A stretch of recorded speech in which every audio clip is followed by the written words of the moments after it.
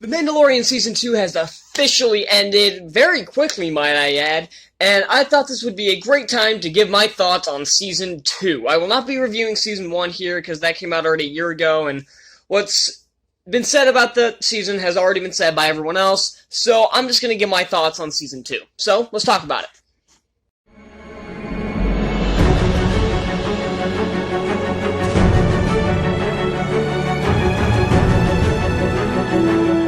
While I am a huge Star Wars fan, I am one of the biggest freaking Star Wars shows on the planet. Every time I've talked about Star Wars on this channel thus far, it's been in a negative light.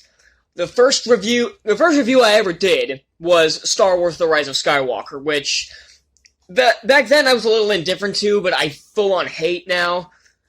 Then I talked about the Lego Holiday Special, which I despised, and then I did a Cinematic Disasters review of Star Wars: Attack of the Clones. And, yeah, because Disney can't get their shit together with Star Wars. I was planning to do a review of Clone Wars, but I just didn't. I don't know why. Thoughts on that? I thought the last arc was good. I thought the middle one was fucking horrible. And I thought the first one was decent. I thought it was good. That. So, my thoughts on Season 1, I'll give my quick thoughts. I thought it was very good. I thought it was very well paced. I liked the character of Mandalorian. I even got a shirt of it. The child I thought was a bit blown out of proportion. I'm like, oh my god, it's the cutest thing ever. Everybody loves this thing. I'm like, really? I mean, yeah, okay, looks like Yoda. Great, that's the only thing significant about it. Great, it can use the Force. And it's a baby version of Yoda. And every time people called it Baby Yoda, I got so angry, because it is not Baby Yoda. It is a baby that looks like Yoda. It was called The Child, and now it has a name, thank Christ. So, I'm going to go through this episode by episode. I'm just going to give my real quick thoughts on each of them, because there's 8 of them. So, and, I've got the things over here, and I don't have my glasses, so every time I, lean over here, now you know why, because I'm looking at the episode titles, because I've only seen all these episodes once. I've only seen them once. Every episode of the show, I've only seen once. So, yeah, episode 1 was the Marshal, of course. The one where it had Timothy Oliphant, I don't think that's how you say his name, but that's what I'm going with, as a Marshal who has Boba Fett's armor. And I thought this was a very good start to the season. I like the idea of the, oh crap, I can't remember what that big worm thing is called. It's probably down here. I'll put it down here in text, in post, because I've read a lot of the Expanded Universe, and I can't remember for the life of me what it's called. So it'll come to me, and I'll have it down in text down here. So, yeah, I thought this was a great episode. I like the idea of him teaming up with Tusken Raiders, because Tusken Raiders have always been seen as the enemy in the past. In A New Hope, they knock out Luke and start taking apart his speeder. And in Attack of the Clones, they kidnap Anakin's mother and basically kill her, and then Anakin slaughters them all with his lightsaber. So I like the idea of someone teaming up with the Tusken Raiders to help out a town. I thought that was a very good idea. It shows the Tusken Raiders aren't just these bloodthirsty barbarians. They are an actual society. It paints them as actual members of society. I thought that was a terrific idea. The action in this is very well done. I like the idea of them fighting the sandworm. I can't remember what it's called. I know I call myself a big Star Wars shield, and I can't remember what it's called. I apologize. It's like 2 o'clock in the morning as I'm reviewing this, so if I were doing this 10 hours ago, I probably would be able to remember it, but I'm tired, so yeah, I'm not going to have much to say on most of these, so yeah, I just think this is a very good start to the season, and I liked the little tease they did with Boba Fett. I really liked when they teased him at the beginning, and I really wish they had brought him back sooner instead of waiting 6 episodes, but overall, I thought it was a very good start to this season, and it was promised great things to come, and that's exactly what we get. Episode 2, The Passenger. I didn't like this episode. I know there are people that have come at me. There are people that have come at me about Avatar: The Last Airbender, the show, when I say there are some episodes that I legitimately do not like. They're like, how can you even say that? Even the weakest episodes are still good. No, they're not. You're seriously gonna tell me that the episode The Great Divide is a good episode? Come the fuck on. And this is probably the worst episode in the entire series so far. This was a snooze fest. This had the same problem. This was like this. I felt the same way that I did watching this episode that I did watching the Martez sisters arc. And don't get me wrong, this is not that bad. I hated those 4 episodes from start to finish. This one was still not a horrible episode, but it wasn't good. It was a complete filler episode that I think you could have done something a little more interesting with. I know you need filler episodes in a show, but this is not the way to do it. This was really boring. And the frog lady was dumb, and I did not like the idea of Grogu eating those little egg things. I know people say, oh, come on, he's just a baby. And you've had worse in Star Wars. This is just sick. I didn't like this episode, and I thought the ending was just stupid. Episode 3, The Heiress. This is where the good shit really comes in, where we get Bo-Katan, Wolf, I think is the guy's name, and is it Reeves Coscu or something like that? I think that's her name. And I don't remember the other 2 being in the Clone Wars, but I liked Bo-Katan in the Clone Wars show, and I liked her in Rebels as well. And Katie Sackhoff returning for the live-action show, and her looking exactly like it, I thought was really cool. And the episode itself sets up a good tease for her of why she's in the show. This isn't just fan service. She has a legit reason to be in the show, because it shows at the end of season 1, I think it's the last shot, might I add, is that Moff Gideon has the Darksaber. And she's supposed to be, and Bo-Katan's supposed to be ruling Mandalore. And she needs the Darksaber to do it. So it gives her a legit reason to be in this show. It's not like Ahsoka where she just appears, and I'll get to that later. So, and I like the action in the season. I like how he's able to point her to, she's able to point him to Ahsoka, which makes sense that he doesn't just randomly find Ahsoka. She knows where to find her, because, you know, they're, I guess, friends, I guess. They were former allies. And I like when stuff like this incorporates stuff from other shows or movies and stuff without forcing it. And I think Bo-Katan being in this wasn't forced, and I like how they did it. Episode 4, give me a second, this phone's really slow. Episode 4 is The Siege. Oh, yeah, right.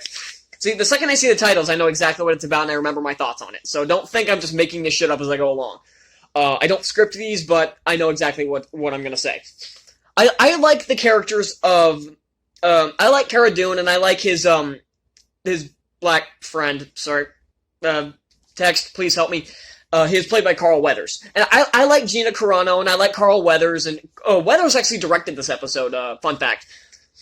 And I think he does, and they both do very well in these roles. I like this was another filler episode, but this is the way to do it right. The Frog Lady, no, this is the way you're supposed to do it. Bring back characters that we like, and give them have them set up for later on. It shows that she's now basically the marshal of this town now, because she's gone full good guy now. She's like joined the Republic, the new Republic, basically.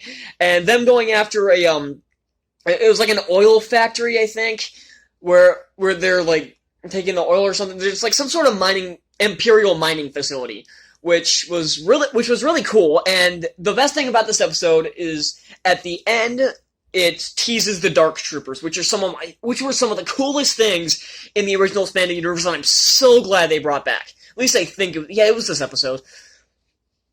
It was really, I thought those were really cool in the expanded universe, and the second they showed up, I'm like, oh, hell yes. I was so excited, and I couldn't wait to see them.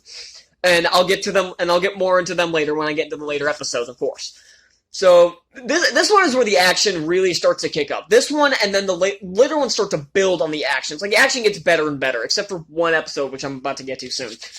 The action in this is really cool. I like the idea of using the transports from Rebels. I know they were in Season 1, too, but I like those. But that's a great way to pay homage to, pay homage to another one of the shows without... This is another reference to them without forcing it. I thought it was getting dry. It's a great way to implement elements from other shows without forcing it. Kind of like the next episode, which I'm about to get to. So, yeah, full on, this episode was good. I liked it. Episode 5, The Jedi. Here's the thing about Ahsoka. when she first showed up. Okay, I was 5 when the show started, when the Clone Wars show started. And if you're gonna tell me, oh, so you didn't watch the show till years later, I went and saw the Clone Wars movie in the theaters. So don't tell me I started watching the show late. I literally watching the show from the day the movie was released. So, don't come at me. And since I was a kid, I liked Ahsoka when she first appeared. I liked her in Clone Wars. I thought she was really cool. And when she showed up in Rebels after the show was canceled, and she showed up in Rebels, I'm like, oh, that's cool. But recently, I've gotten really sick of Ahsoka. Like, they brought her into Rebels, which was fine, and then they gave her a really cool death scene while fighting Vader in the Sith Temple. Then they shoehorn her in back into the show in the last 2 episodes, and she doesn't do anything after that. All it does is confirm a fan theory that she was, like, walking through a little doorway, and that's it. She doesn't do anything.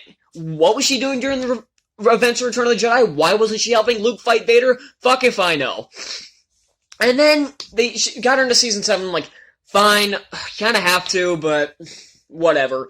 But then they give her the shittiest arc to start with, and I'm like, okay, nope, you lost me. And Ahsoka's character in that was really... I didn't like her in episodes 5 through 8 I didn't like anybody in those episodes, matter of fact. But I thought she was really cool in the Siege of Mandalore, and I'm like, okay, finally. And I'm like, okay, this is a good ending for Ahsoka. And then they shoehorn her into this, and I'm like, no! And I like Rosario Dawson. She's been in some really good films. I liked her in Percy Jackson. I liked her in Daredevil and Luke Cage and all those Marvel shows. She's a really good actress. Probably one of my favorite, like, actresses. I spit on my arm. But this character has been so played out, and now there's rumors that she's gonna appear in Jedi Fallen Order 2, and I'm like, no, just let it die. And now she's getting her own goddamn show. I'm like, I don't hate Ahsoka. When I say I'm sick of seeing Ahsoka, like, oh, you hate the character. No, I used to like this character. I liked the character when everyone else hated her. And now when everybody likes her, I'm sick of seeing her. I don't want to see Ahsoka for a while. But now she's getting her own show, so that won't be possible. And she'll probably appear in Season 3 as well. Great. But overall, I thought this episode was okay. Ahsoka didn't really need to be here, especially since she doesn't do shit to train Grogu. It does give him a name, finally, so people can stop calling him Baby Yoda, which has been pissing me off for a year now. I'm spitting everywhere. Not that you care. And it's like, it shows with the little ball thing. I like that they brought that back, where he will use the Force to use the stone, but he'll use the ball that's from the little equipment from Mando's ship, from Din Djarin's ship. And I thought that was really creative. Like, he has sort of a bond with Din Djarin now, and he really, I don't know what his obsession was with that ball. I don't get it, but they actually make it integral. It doesn't just become this running side gag. They actually make it part of the movie, and it comes back in the next episode as well. So, yeah, this episode is okay. I don't think the action was... I thought the shootouts were cool, and whenever Ahsoka was, like, fighting off people with blasters, I thought it was cool. But when she fought the... What was her... The leader of the town, I guess. I don't remember what she called herself. But when she fought her with the lightsabers, it was really slow and poorly edited. Like, the direction for this episode was fine, because Dave Filoni's a good director, but it was edited so poorly with so many close-up shots. You could barely see the lightsaber clanging with the Beskar. You couldn't see what's happening because, like I said, the editing was so bad and the choreography was extremely slow. And I don't know if that was just because of the actors or the Ahsoka makeup, which is the reason they shortened her, like, I don't know what they called it. The things that come off of her, basically her hair, I guess. They shortened that because it used to be like down to here, now it's like up here due to the stunts. And like, okay, that makes sense, but why are the stunts so slow in this fight? Why is the choreography so slow in this fight? But other than that, it's a personal hang-up. I like fast, good action scenes. You're gonna have it slow, it better be well edited or well shot. And it wasn't either of those. In fact, it was quite poorly done. And she gives him the Beskar staff, or the spear, which... I like the idea of him being hired by them to go kill Ahsoka, and then he turns around working with her. I thought that was pretty funny. Hang on. It's the heart of allergic season, never a good time to be talking a lot. And episode 6, which was titled The Tragedy.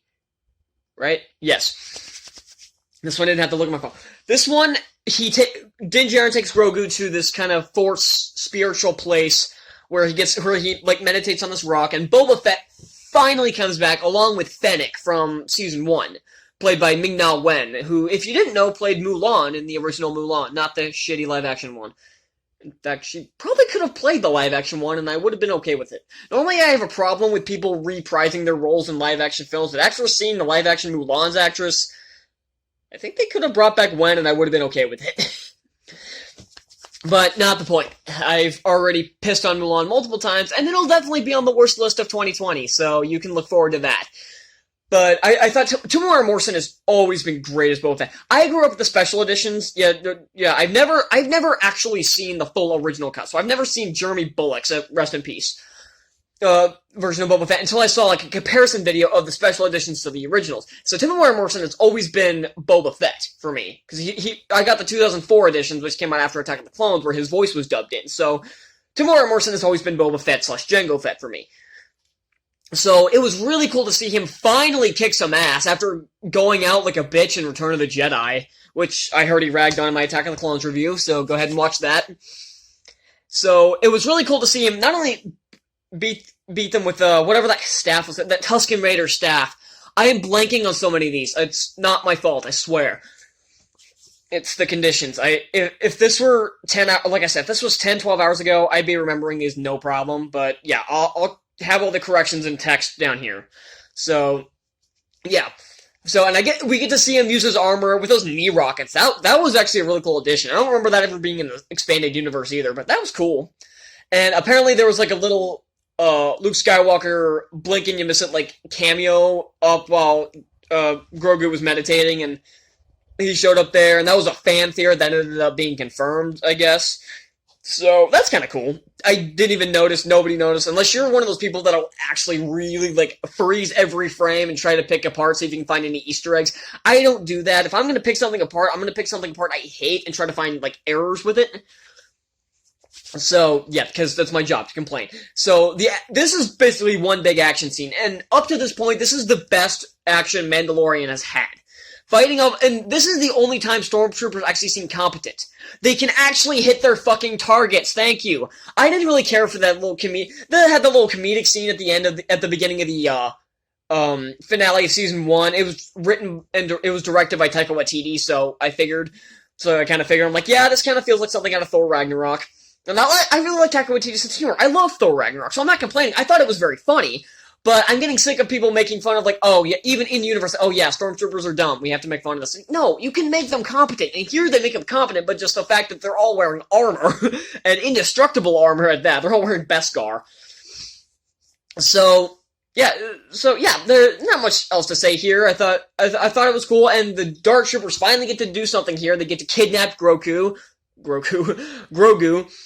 and I like seeing him taunt Grogu with the Darksaber. I thought that was really cool. And especially if you look about Giancarlo Esposito, who is one of my favorite actors. I love Giancarlo Esposito. I'm so glad he's in this. Because I haven't seen Breaking Bad. Apparently he's good in that, but I loved him as Jorge in the Maze Runner movies. So I'm glad to see him doing something even bigger than that. And, I'll mention Pedro Pascal. He's really good as Mando here. So, yeah, that's the first 6 episodes, and the next 2 is where it really kicks up. This is my third take on this last shot. I was intending to split this into 2 shots. I normally don't do this, but I decided to do it here. And my camera has already screwed up twice after a few minutes of filming, and I'm getting really annoyed, so I'm gonna have to blow through these last 2 quick. Episode 7, The Believer, is really good. It has some of the most sentimental scenes in Star Wars. His line... the guy they spring from prison's line, if you are able to go through your daily life and go to sleep at night, you have it better than most, is one of my favorite lines in Star Wars in general by now. The scene where Din Djarin takes his helmet off to use a facial scan, at first I thought was really cool, but becomes a personal problem in the next episode, and I'll get to that.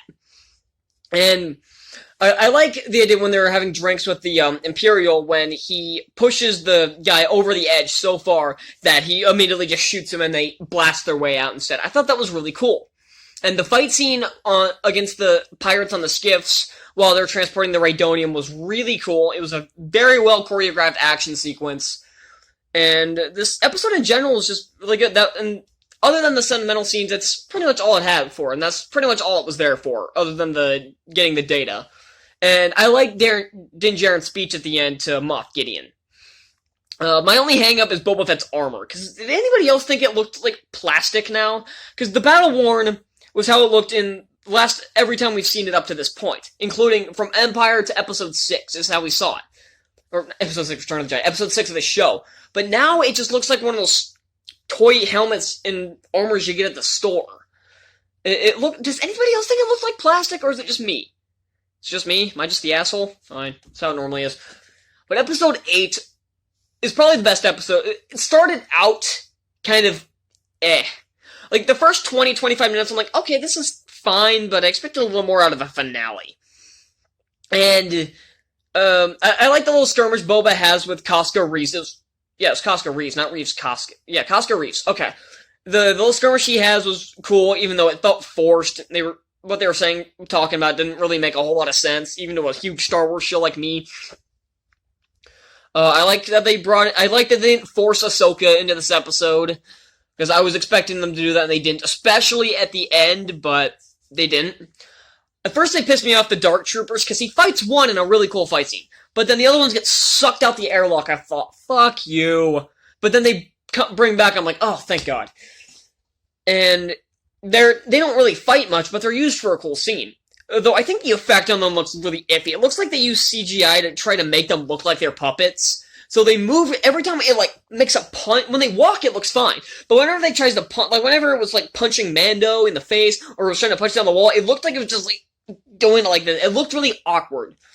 And especially when, every time they hit the door, it, like, made no effect unless it was off-screen. That's something that drives me nuts, is when all the impacts to it is made off-screen. But Mando's fight with Moff Gideon was really good. I expected him to turn on Mando as soon as he tried to get the child, but that was not a surprise at all. So I liked their fight. And I liked the thing with the Darksaber, because I've seen the animated show, so I know full well about this Darksaber, and that it has to be won in combat. I think had they left it a little more ambiguous there, like, for casual viewers that didn't know about this, like, here, take it, and she just stared at it. And he's like, what? Go take it. And then the Dark Troopers came. It would have been really ambiguous for casual viewers, like, oh, what's going on? But the viewers of the Clone Wars and Rebels show, like me, would have known exactly what's going on. But literally Gideon spells it out 100%. Like, casual viewer who's never seen anything Star Wars could pick up immediately what's going on. Anyone who's seen Game of Thrones could probably pick up what's going on. But then an X-Wing shows up. The second that X-Wing showed up, I kind of knew who it was. I'm like, are they seriously putting him in the show? I'm like, no, they wouldn't do that. But then it's a cloaked figure swinging around one lightsaber. You know exactly who it's gonna be. It's Luke Skywalker. And it was a really cool fight, too. I really liked it, even though he just, like, slaughters them all. And the last one he, like, crushes with the Force. I thought that was really cool. And I saw one review that said it would have been cooler had this just been a new Jedi. Had this not been Luke or anybody we already knew, had this been somebody brand new, yeah, I could have seen that being pretty cool. I would have really liked to have seen that, but it's Luke, and we know what happens to Luke in Last Jedi, so that kind of ruins it a bit. And it always ruins my fun whenever I'm reminded of Last Jedi. That always ruins my fun. So, yeah. And I like the scene where Grogu touches his helmet, and then he takes it off to reveal his face. And this is where the problem comes in, is that we've already seen his face twice. At the end of Season 1, and I like the idea of showing his face at the end of Season 1 last time, but now seeing this, sees that this was a missed opportunity. Had they never shown his face up to this point, this would have been really cool. Not only is he revealing it to Grogu, but he's revealing it to the audience. That would have been so cool. And Pascal's acting is beyond phenomenal here, even though the rest of the cast is just kind of awkwardly just standing in the background with nothing to do. They're just watching all this go down.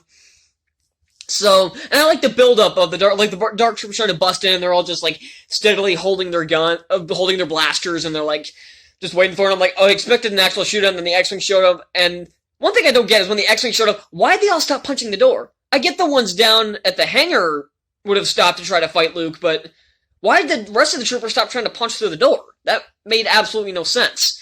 But, again, minor hang-up. And I like that they took Gideon alive, so he could possibly return as a villain, as one of the villains later on. I'm curious who they'll make as their main villain next. Although, they teased Thrawn in the Jedi episode, which I forgot to mention. Because I forgot till now. But they teased Thrawn could be returning. And I saw a fan-made poster for an Ahsoka show, which is now happening, where it had Jason Isaacs as Thrawn, which would be really cool, and Mina Masood, who played the live-action Aladdin, as Ezra. And I thought that'd be... I know you're like, you know what? I'm not looking forward to Ahsoka's show, but that would be really cool. So Borderline, this episode was great. I loved it. It was very good. I didn't really like the CGI they did on Mark Hamill, but, you know, Disney doesn't learn their lesson, do they? Final thoughts, I loved this season. I can't wait for season 3. There were a couple of filler episodes, and yeah, episode 2 I didn't like at all. And I thought the spiders were kind of dumb. They were, although I forgot to mention, they were originally going to be an Empire Strikes Back, but they removed it, that they changed it to a Wampa. But it felt very forced. It was a very boring episode, but other than a couple of those little valleys that they had, this was fantastic. I loved it. All the actors do phenomenal. The effects are still kind of hit and miss. I never get why stormtroopers now, whenever they get shot, there's no burn mark on their armor anymore. And that shows a sign of laziness. When they get shot, their armor looks fine. There's no burn mark on it anymore. Because that used to happen. In video games, movies, whatever. Whenever they get shot, there's a burn mark on their armor. But now it's just gone. Never shows up again. And that annoys me. But, bottom line, fantastic season. Can't wait for another one. And I'm looking forward to Obi-Wan, and I guess I'm looking forward to Lando, I guess. Those are the two that I'm looking forward to. Ahsoka, no. Bad Batch, Cassian Andor, no. But, yeah. Thank you all so much for watching. Be sure to hit that like button down below, and if you want to see more reviews like this, hit that subscribe button. And next up, the next movie I'm going to be reviewing is a movie I've been dreading since I knew its existence. If you saw my prom review, you know exactly what I'm talking about. Send help. But yeah, I'll see you all next time. Bye.